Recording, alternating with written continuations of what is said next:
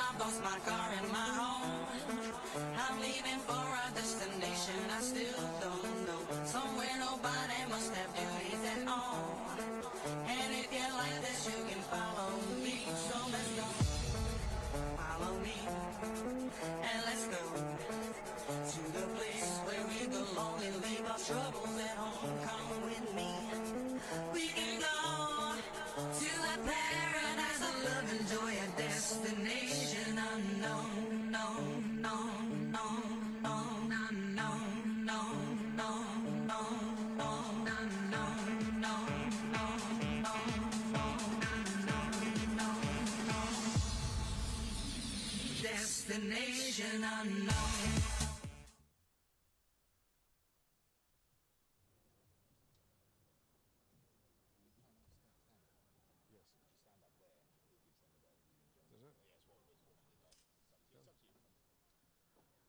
I'll tell you what I want, what I really, really want. I'll tell you what I want, what I really, really want.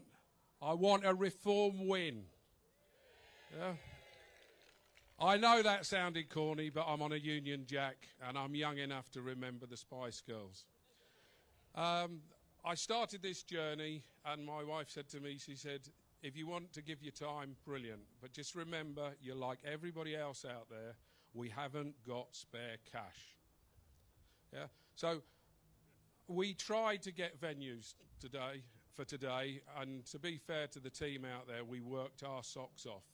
It shows you in politics something I didn't even know existed until I decided to put my head above the parapet and give it a go. To stand up for every person in society, like my nan used to say to me, you've got a good head and a good heart, use them, because that's what we need. Maidstone has been failed since the days of Anne Widdecombe left us for the shores of the West Country. But we're lucky because she's still here in spirit. She's coming with me next Saturday to go and do a tour to just remind people what a constituency MP's about. So it's not just about the national politics. Yes, that's very important. But in Maidstone, and especially in Kent, and there's a lot of the candidates are down there today, and with brain frogs being stood up here in front of you all for the first time, I will never remember all of their names. So they know who they are. Please do talk to them. But going back to the point of where the other parties are trying to totally destroy what we're trying to do, they trolled all of the events we try to get to. So there was a charity that could have really desperately used this cash today, but we decided, with all the trolling going on, it was not fair to put them into the highlights. So without anything else I'm really wanted to talk about today, that's one subject you need to consider is the politicians need to be honest. I've said to all of my team, that's what I've built my life on. And don't let the buggers destroy it, because it is wrong. All of these actions people are taking out there across our county and across our town,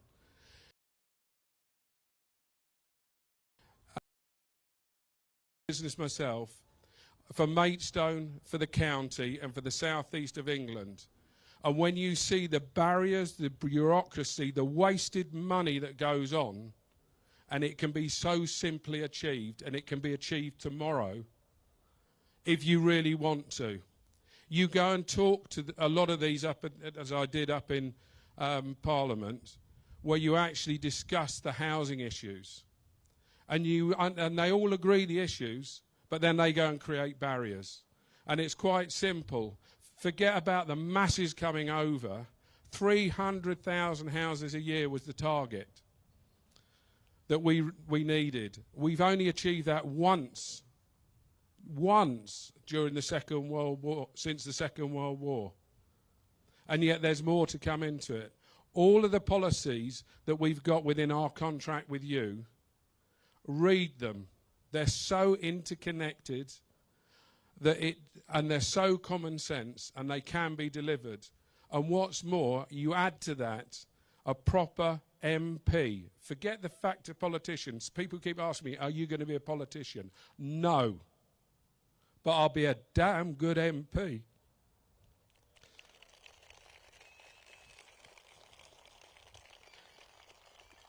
If you just look at some of the things that are going on, our motorways aren't ours.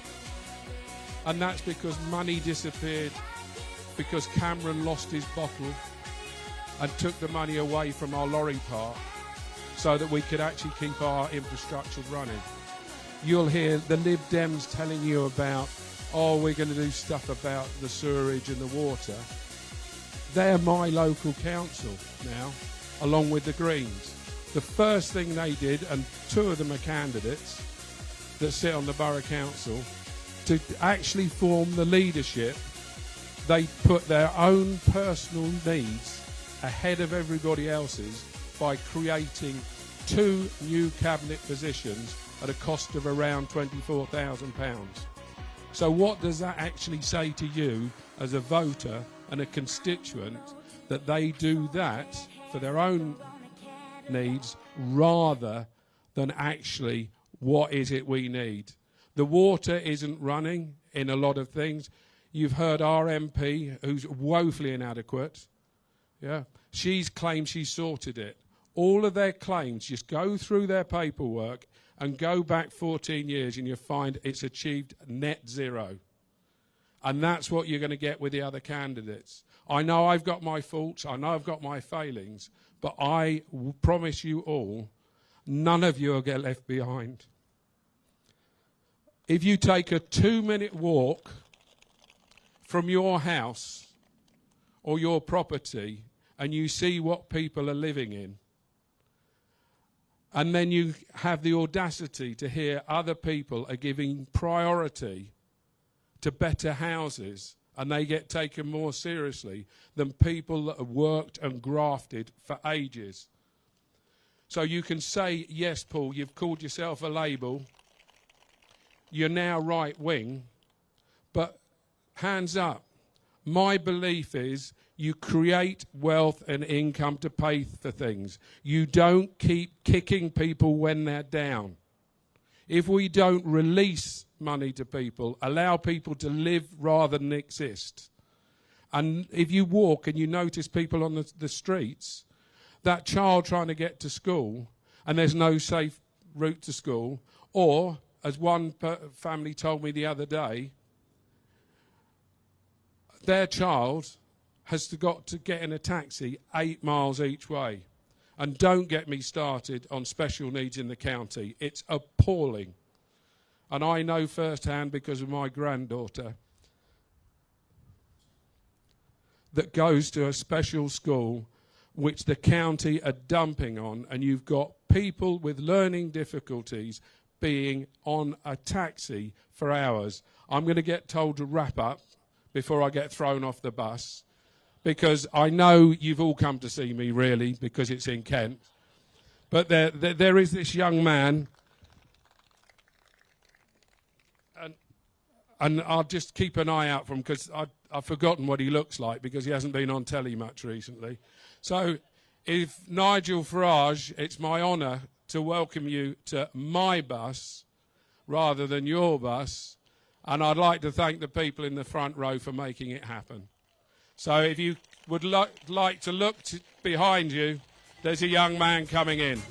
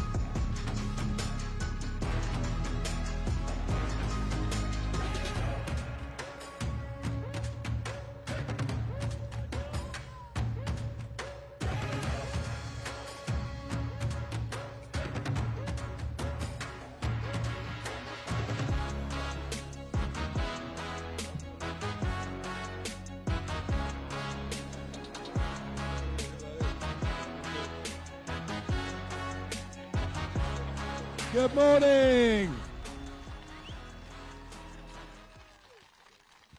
Good morning, Maidstone. Welcome to the heart of the Garden of England on a beautiful midsummer's day. This constituency has very fond political memories for me because the Member of Parliament here from 1950 until 1987 was called Sir John Wells. And later on in life, Sir John came to see me. He'd been very pro the common market, very pro the EEC, and he came to see me late in life and said, I think I've made a terrible mistake, and I want to correct it. And Sir John joined me as a member of UKIP. So that was one good start. But then, of course, from 1987, somebody else was the Member of Parliament for Maidstone, and she's quite well known, isn't she? Famous for Strictly Come Dancing, famous for being unafraid of pretty much anything or anybody, and actually, I think she's something of a national treasure. And isn't it great that Anne Widdecombe is so pro-Reform UK?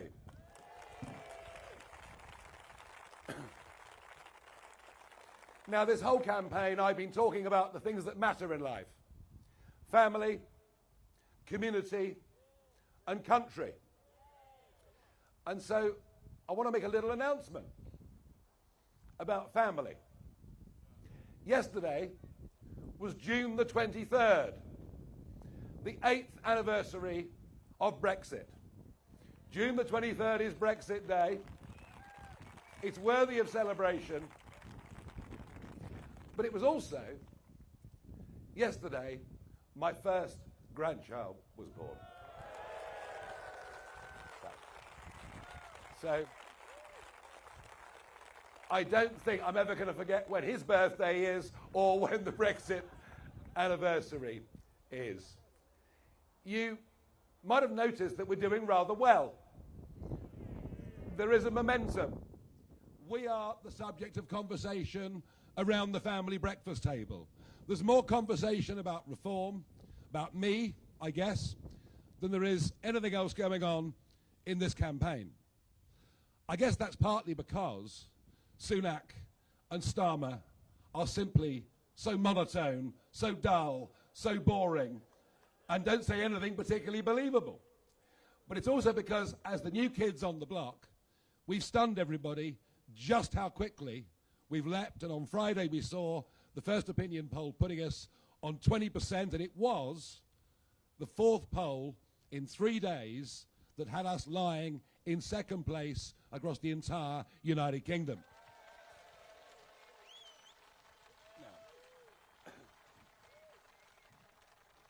Now, I remember back in 2014 when I led UKIP into the European elections, and we were doing rather well. And suddenly, certain newspapers started to become pretty unpleasant. And it went on for week after week after week. And I got a letter in very spidery handwriting from a man who said, Dear Mr. Farage, not yet, Dear Mr. Farage, he said, I was in Bomber Command during World War II, and let me tell you, you only start taking heavy flak when you're getting near the target. I think you must be doing very well. And so it's been for the last few days. What appeared after the BBC interview with Nick Robinson. And by the way, I was alone. I was the only person in 2014 who said there will be a war in Ukraine. I can't take those words away, and nor would I want to. The fact that I was more far-sighted than the rest of our political leaders is not something that I'm going to apologise for. And yet this has been turned into Farage makes outrageous statement. Farage defends Putin. Well, I've done none of those things. I would never, ever defend Putin and think his behaviour in Ukraine and elsewhere has been reprehensible. But if we're going to think towards a peace at some time in the not too distant future, perhaps it might be helpful to understand what went wrong in the first place. Our leaders have no knowledge of history. Our leaders had no knowledge of Russian psychology. And none of this justifies what he's done. And who knows, he may have done it anyway, but we gave him to give his people a reason for doing so. And you think I'm on my own in thinking this? No, the Pope. The Pope in 2022, it's not often the Pope and I are on the same side of any debate particularly. I'm a bit more Henry VIII, you know. But the Pope made this point in 2022. George Kennan, who for years was Director of Policy in the US State Department, begged and urged the Clinton administration not to make the mistake of creeping ever eastwards. George Robertson, the former Secretary General of NATO, said a few months ago that the EU's accession agreement to Ukraine was a mistake that was used by Putin. But no, it's me. I'm the bad guy, and I'm all over the front page of the Daily Mail for daring to stand by what I said all those years ago. And overnight, their most famous columnist, no doubt their best paid columnist, a man called Boris Johnson, has said that I am morally repugnant for suggesting this might have been a causal factor in this appalling war that has now got perhaps nearly 1 million dead and wounded and shows no sign of changing. Well, let's have a little look at something, guys, shall we? Here is Boris Johnson. Daily Mail, are you watching? Here is Boris Johnson from 2016. This is what Boris said. Boris blames the European Union for war in Ukraine. The former mayor is called a Putin apologist after challenging Brussels expansionism. Well, perhaps it's Boris Johnson that's morally repugnant and not me, I don't know. But can you see the sheer level of hypocrisy? Can you see the nonsense of all of this? And let's be clear, this man will go down as the worst Prime Minister of modern times, a man who betrayed an 80-seat majority. Who opened the door to mass immigration? Boris Johnson. Who betrayed the will of Brexit voters? It was Boris Johnson. He pretended to be a Conservative, but he governed as a Green. He put in place net zero policies, including an ambition to turn 30% of our agricultural land into complete grow wild set aside. A net zero policy that meant the poorest in society had to pay too much. And I cannot stand the cant, the lies, the hypocrisy of these people who say things one year and then completely change it the next. What you'll always get with me is thoughtful, considered, consistent political leadership.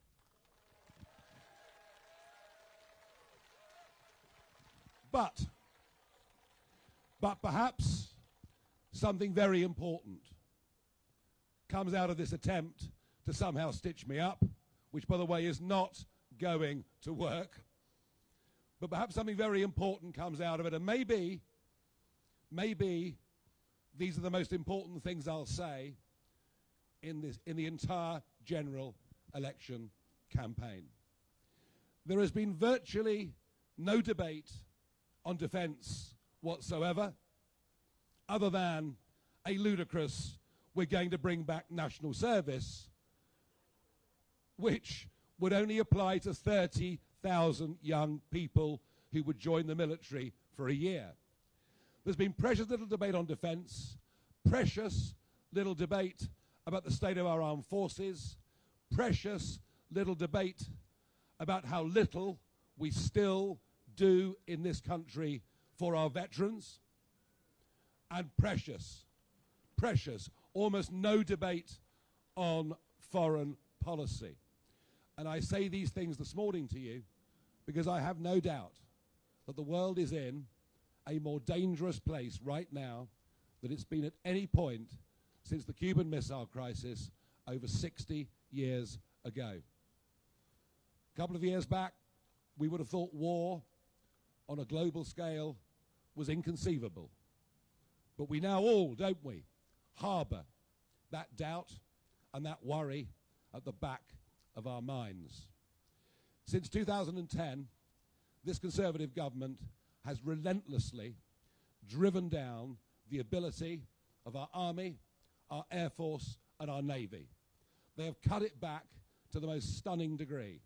We now have at 72,000 fewer soldiers than at any time since Queen Anne, and recruitment is going wrong.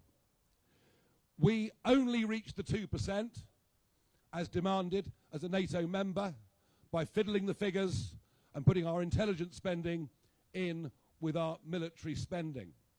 We don't need 30,000 young men and women to do 1 year's training with the Army. We need 30,000 at least young men and women to join the Army, get trained and stay as full-time soldiers.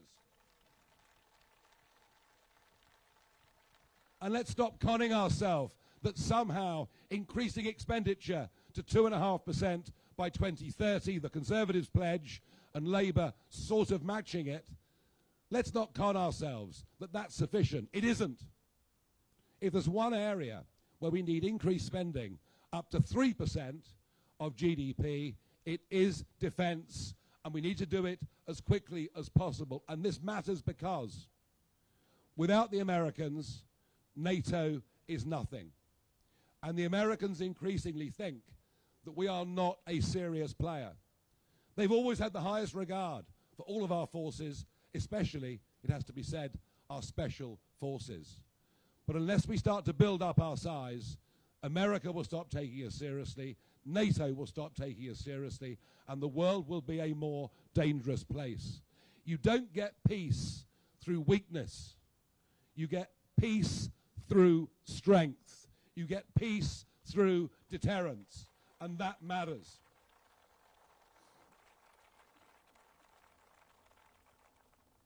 I hardly need to tell you the catastrophic failures we've seen under President Biden. The withdrawal from Afghanistan, the handing of it back over to the Taliban after 20 years was the sign of weakness that was seen by Putin, the sign of weakness that is increasingly being seen by China, or China, as a friend of mine calls it. And of course it was the Abraham Accords, those incredible series of deals that were done between Israel and Arab states, something that happened towards the end of the last presidential term, something that Saudi Arabia was about to join, that has led directly to the attacks that we've seen on October the 7th and the awful things that are going on in the Middle East ever since. We have a war in Ukraine. We have a war in the Middle East, and who knows, potentially China will go for Taiwan. This is a very dangerous cocktail, and foreign policy matters. And I will not be lectured. I will not be lectured to by the Daily Mail, and I will not be lectured to by the Conservative Party, and least of all, I will not be lectured to by Sir Keir Starmer. Starmer, who chose to weigh in against me over the weekend. This is the same Starmer that backed Corbyn, a man that wanted us to leave NATO. So no thank you. This the same Starmer that wants to reopen the inquiries that go back 50 years against British soldiers in Northern Ireland.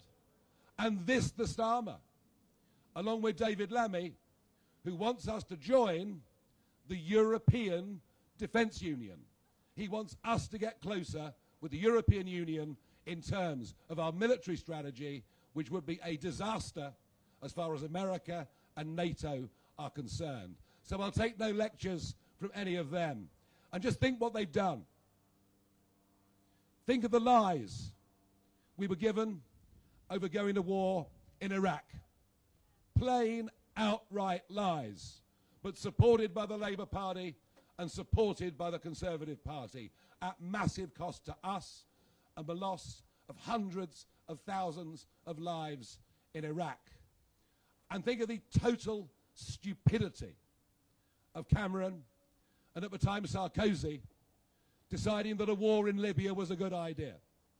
And I opposed Iraq publicly, and I opposed Libya very publicly.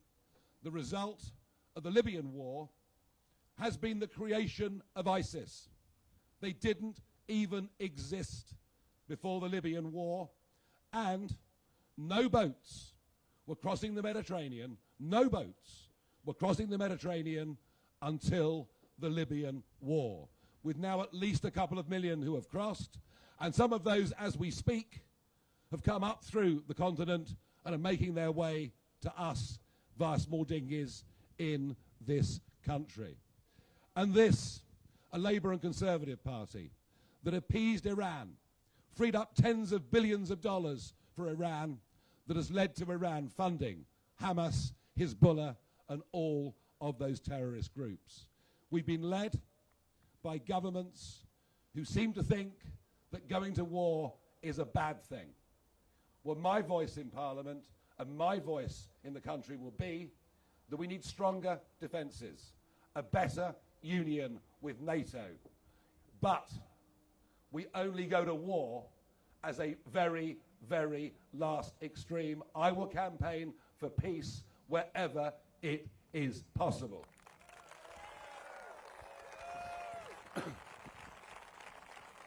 Now, the row around me, let's hope it does lead to that debate on foreign policy and defence. I hope perhaps I've kicked something off this morning. But of course it's all been acting as a very useful distraction for the Conservative Party, who seem to, these days, resemble something of an organised betting ring.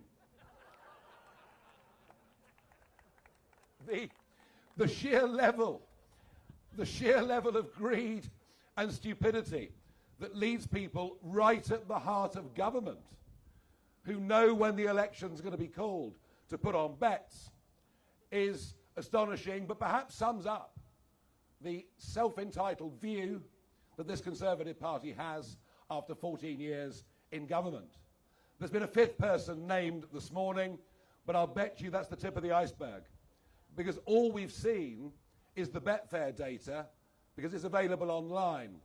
I wonder how many people were running into betting shops with 100 quid, 200 quid, 500 quid. This scandal will get worse. But I hear that Rishi Sunak is on the verge of doing something very decisive about it. I understand this afternoon he'll announce that we're leaving the Gambling Commission.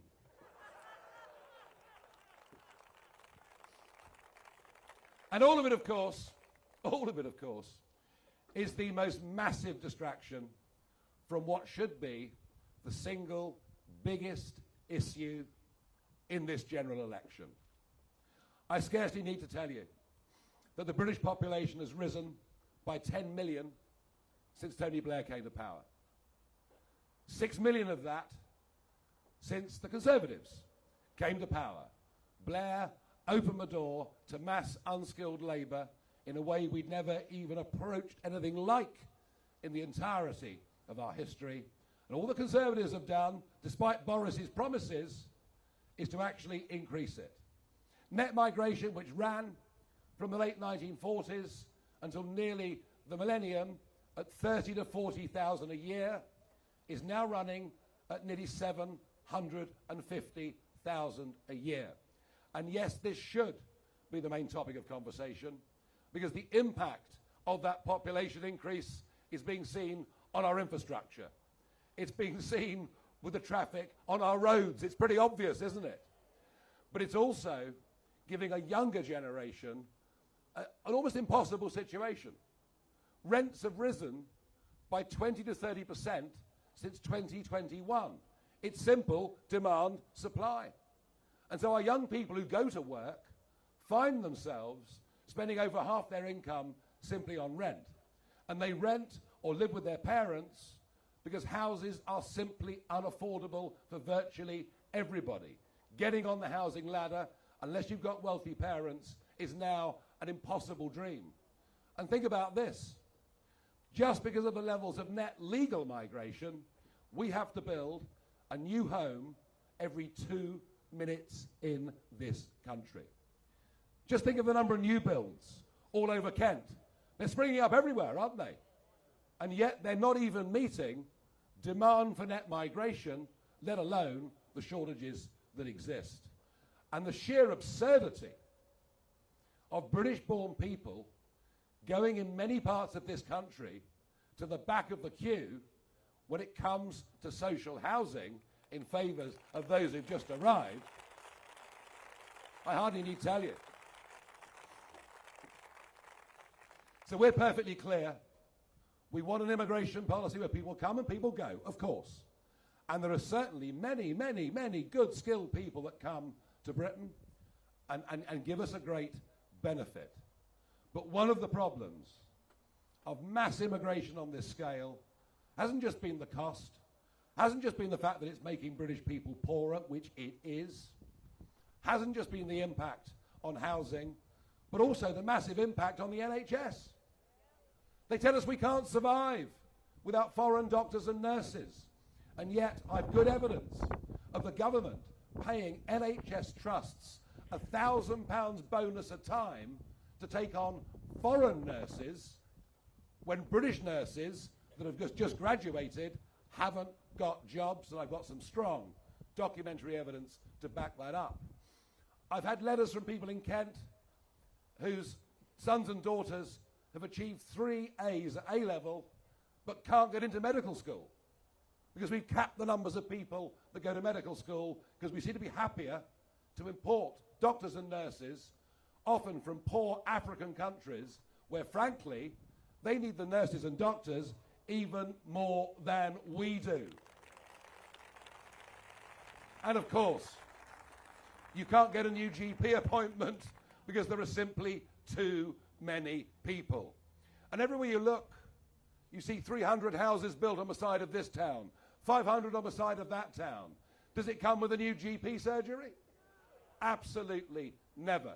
So these are the things we should be talking about, and we think a freeze on overall immigration numbers for the next few years would make sense, give us half a chance to catch up.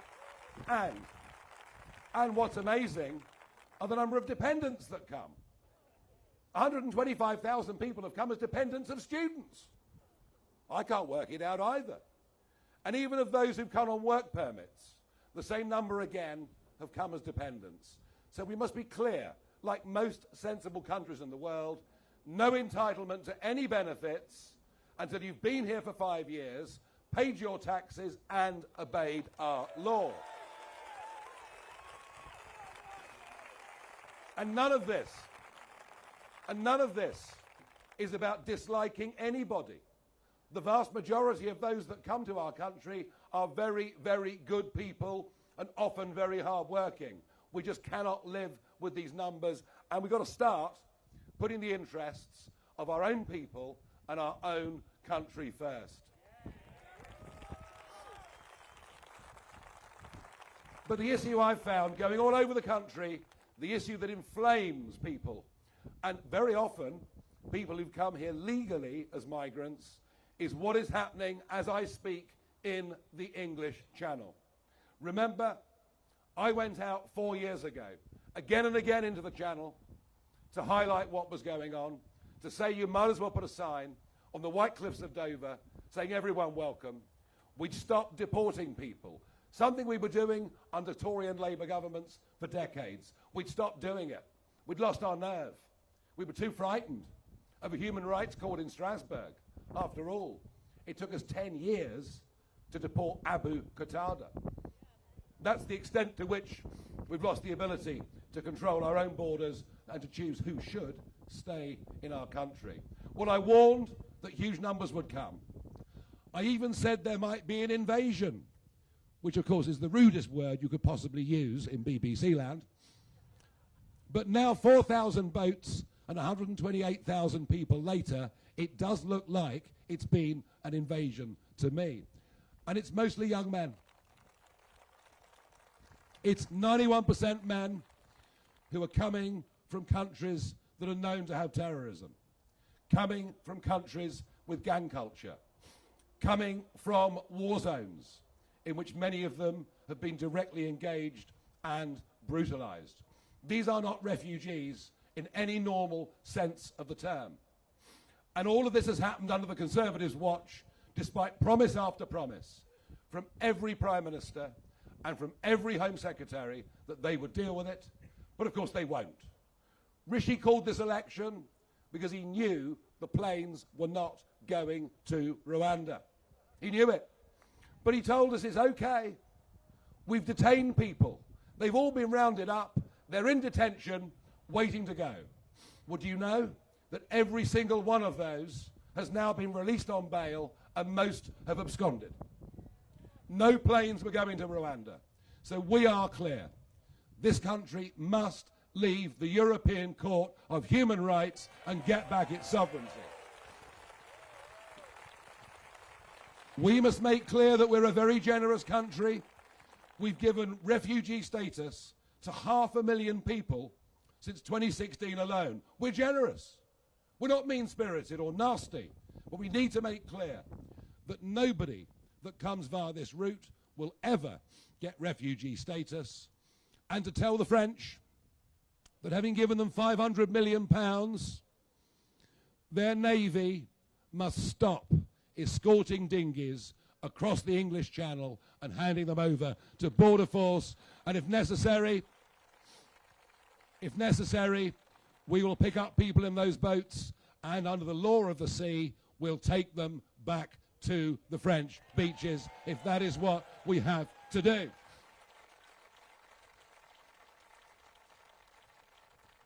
So wherever I go, and I'm going to be in Newton Abbot in Devon this evening, and we call these events with 24 hours notice and people come along, I sense we're doing very, very well. I sense we're doing well in Maidstone. I sense we're doing well across this country. And if you take out London and Scotland, we're now comfortably ahead of the Conservatives in second place right across this country. People will realise when they sit down this Sunday for their breakfast, they'll realise it really is over, that Starmer is going to win this election. And so the question is, who will provide a voice of opposition? Will it be Rishi Sunak? No, because he'll be in California, won't he? Would it be a Conservative Party that is split down the middle and divided and spends more time fighting each other than fighting for the country? No chance. But what I can do is I can lead opposition, not just in Parliament, but out in the country. Michel Barnier has let the cat out of the bag overnight. He said that if Keir Starmer wants to get closer to European single market rules, the cost is we must reopen free movement. So let's think about this. 8 years on from Brexit, Starmer wants to join the European Defence Union. Starmer will have to sign up to free movement to get what he wants in his manifesto, us closer to the single market. And of the 6 key priorities that Starmer has laid out for Labour in this general election, legal and illegal immigration aren't even mentioned. He intends to do nothing. And I believe this Labour government will get into trouble very, very quickly. They'll prove to be, what if it's possible, even more incompetent than the Conservatives have been. And as he tries to take us back, towards EU rules, as we get more lunacy on trans laws and everything else, you'll find a government and a parliament split from its people. So my ambition is for us to establish a bridgehead in Parliament on July the 4th. and over the course of the next 5 years to build up a mass movement for common sense, for decency, to represent the silent majority in this country. Are you with us? Are you going to help us? Are we going to succeed on July the 4th? Thank you.